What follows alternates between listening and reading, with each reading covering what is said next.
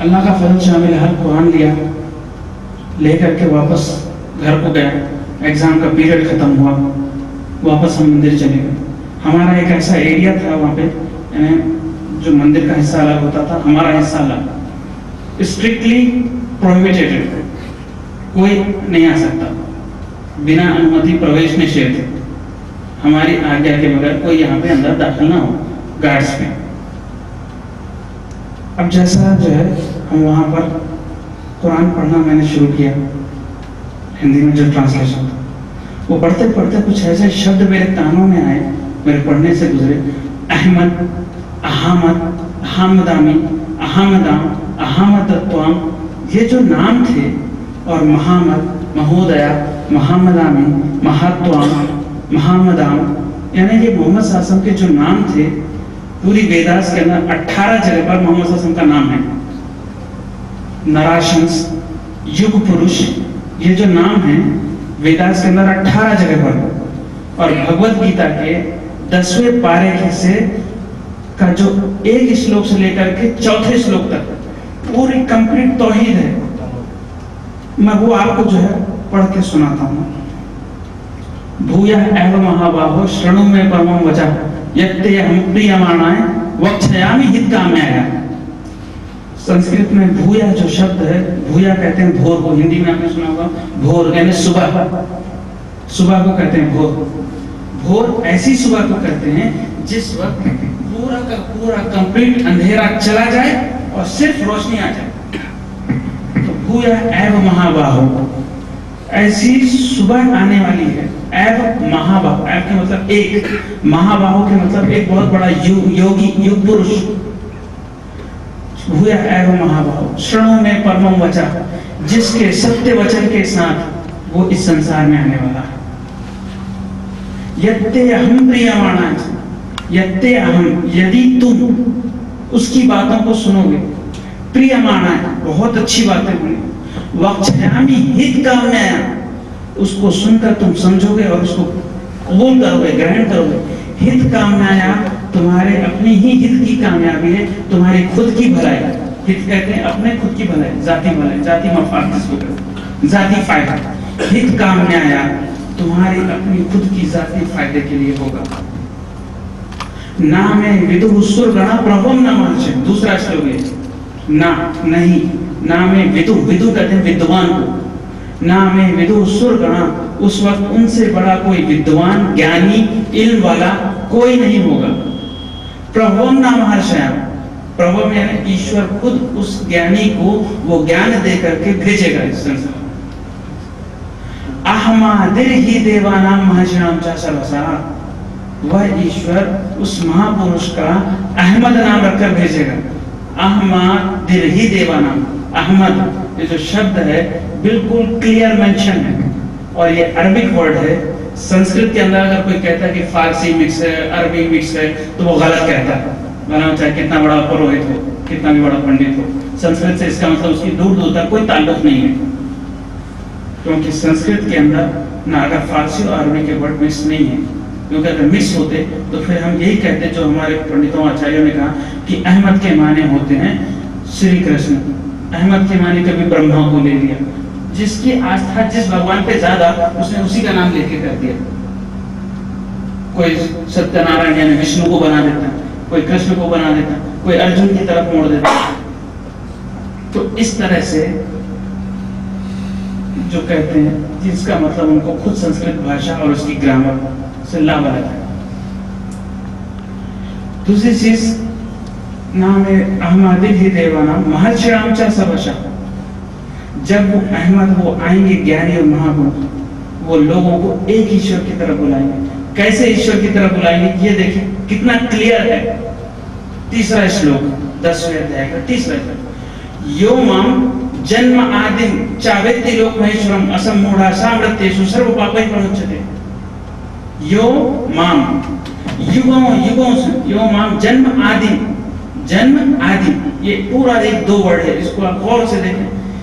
युगों युगों से कभी ईश्वर ने जन्म आदि, आदि के मतलब होते हैं अनंत, आदि और अनंत, यानी कि जिसको हम कहते हैं वल अव्वल वल आखिर, वही वो अल्लाह है जो वही पहला है और वही आखिर है।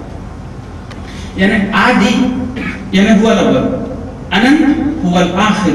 तो आदि से लेके अनंत तक योमा जन्म आदि, जिसने कभी किसी से जन्म नहीं लिया। कृष्ण राम की जन्म देने वाली माँ है कैकेयी, कौशल्या, 10 जन्म देने वाले पिता दशरथ। और यहाँ वेदास क्या बोल रहे हैं कि ईश्वर आदि से लेकर के अनंत तक कभी किसी युग में किसी से जन्म नहीं लिया। अब हम किसको माने? वेदास के अंदर लिखी हुई जो वेदास की किताबें हैं, these are the pillar of the religion, यानी ये धर्म के स्तंभ हैं, एक पिलर है, एक सुतून है, यानी ये बेस है। जब बेस वाली किताब ये कहती है तो पुराण, पुराण का मतलब होता है बायोग्राफी। विष्णु पुराण, लक्ष्मी पुराण, शंकर पुराण, गणेश पुराण, यानी लोगों की लिखी हुई किताब। वेदास भी लोगों की लिखी हुई है, लेकिन इसके अंदर से उन्होंने चमत्कार लिखे। शंकर कभी उठे, उनको गुस्सा आया, तीसरी आंख खुली, फला पहाड़ खत्म, तीसरी आंख खुली, फला किसी को जला दिया। ये चमत्कारी जो चीजें हैं इसको कहते हैं बायोग्राफी, और बायोग्राफी को पुराण कहते हैं। तो 18 पुराण, इन पुराणों के अंदर है ये, उसको अलग। यो माम जन्म आदिम, जो आदि से लेकर अनंत तक कभी किसी से जन्म नहीं लिया। चा वेत्ति लोक महेश्वरम, वही वो ईश्वर है। लोक महेश्वरम एक ही वर्ड है, इसको इलॉबरेट करके देखिए। लोक एक, महा ईश्वर। लोक के माने संसार, दुनिया, एक के माने एक, महा के माने बड़ा, यानी किसी को आप कहते हैं महापुरुष, यानी बहुत बड़ा आदमी, इज्जत इमाम, जिसकी इज्जत के लिए आप कहते हैं इज्जत इमाम, आली जनाब। महा यो लोक एक, महा ईश्वरम, ईश्वरम के माने इस संसार का जो सबसे बड़ा निगहबान, मालिक और खालिक, बादशाह, हाकिम है। तो जो सारे संसार का एक ही मालिक और खालिक है, जो और सबसे बड़ा है। लोक एक, महा ईश्वरम, जो सारे कायनात का, सारे संसार का एक ही निगहबान, एक ही मालिक और एक ही खालिक है। वह ईश्वर कभी किसी से जन्म नहीं लिया, कभी नहीं। असमूढ़ सामर्थ्येषु सर्वपापे प्रमुच्यते, असमूढ़ सामर्थ्येषु, उस ईश्वर को कभी किसी को तो मौत नहीं आई, मृत्यु नहीं आई, वो कभी मरा नहीं। सर्वपापे प्रमुच्यते, ऐसे ईश्वर को जो मानेगा उसके सारे के सारे गुनाहों से वो मुक्त हो जाएगा। अब आप बताइए, आज राम जिंदा, कृष्ण जिंदा, 5 पांडव जिंदा, कौरव जिंदा, कौन जिंदा? कौन से भगवान जिंदा? फिर उनको मौत कहां से आ गई, अगर जो उनको भगवान मानते हैं? वेदास को कहते हैं असमूढ़ सामर्थ्येषु, जिससे कभी मौत है ही नहीं उस ईश्वर को, वो हय्युल कय्यूम है, उसे मौत ही नहीं। फिर मौत कहां से आ गई? लोग कहते हैं नहीं, उन्होंने भी अवतार लेके पैदा हुआ। 4था श्लोक देखिए, बुद्धि ज्ञानम सम्मोहा क्षमा सत्यम दमा समा सुखम दुखम भावो भावो भयम च भयमेव च। बुद्धि ज्ञानम सम्मोहा, उस जो अहमद है, जो बुद्धिमानी और ज्ञानी है, वो अपने बुद्धि से, अपनी अकल से, अपने ज्ञान से लोगों के समझ, लोगों के सामने, बुद्धि ज्ञानम सम्मोहा क्षमा सत्यम दमा, लोगों के सामने ईश्वर की सत्य बातें रखी हैं। एक ईश्वर की जो सच्ची बातें थी वही लोगों के सामने रखा। क्षमा सत्यम दमा, लोगों को पसंद नहीं आया, लोगों ने मारा, क्षमा सत्यम दमा। उनकी आदत थी, उनका आचार था, उनका ये कैरेक्टर था, क्षमा सत्यम दमा, लोगों को माफ कर देते थे।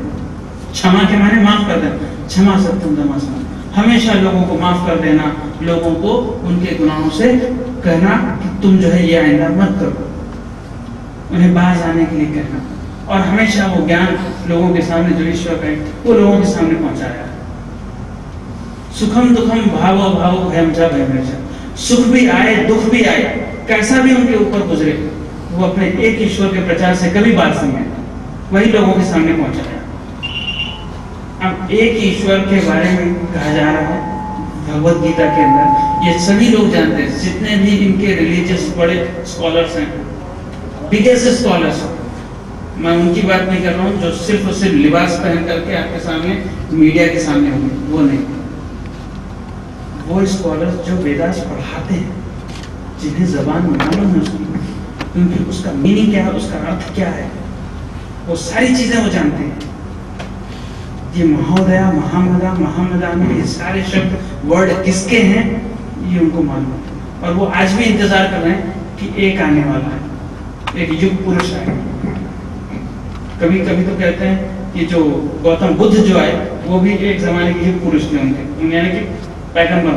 ठीक है, ओके, हम एक हद तक उनकी एक बात को एक्सेप्ट करें, क्योंकि कुरान के अंदर अल्लाह ताला ने कहा कि आसमान से नाज़िल करता 4 किताबें, तौरात, ज़बूर, इंजील, कुरान। उसके बाद रिवायतों के मुताबिक 1,24,000 पैगंबर अलैहिस्सलाम इस दुनिया के अंदर मबूस हुए, और बिल्कुल हर कौम में वो हादी बना करके भेजे गए, और उन इलाके की जो जबान हुआ करती थी उसी जबान में, यानी जिस कौम में वो भेजे जाते थे उस कौम की जो जबान हुआ करती थी उसी जबान में ही पैगंबर भेजे जाते थे। और आप बखूबी वाकिफ हो कि हर पैगंबर को सहीफे, कमांडमेंट्स दिए जाते हैं। कोई भी पैगंबर, कोई भी नबी अल्लाह के आदेश या उनके हुक्म के बगैर कोई चीज लोगों तक नहीं पहुंचाता, अपनी मर्जी उसमें शामिल हाल नहीं होती थी। अल्लाह के नबी जो अंबिया अलैहिस्सलाम भी हुआ करते थे, वो भी अल्लाह के हुक्म से ही किसी भी जगह को जाना, कोई भी मैसेज को लोगों तक पहुंचाना, ये उनका काम था। तो उनके पास जो सहीफे नाजिल हुए, सहीफे मुख्तलिफ ज़बानों में नाजिल हुए, हर पैगंबर तक हम ये भी मानने के लिए तैयार है कि चलिए राम कोई नबी हुए होंगे, लेकिन उनको भगवान का दर्जा क्यों देते हैं? आप एक शब्द उनके लोग इस्तेमाल करते हैं, वो फिर भी ठीक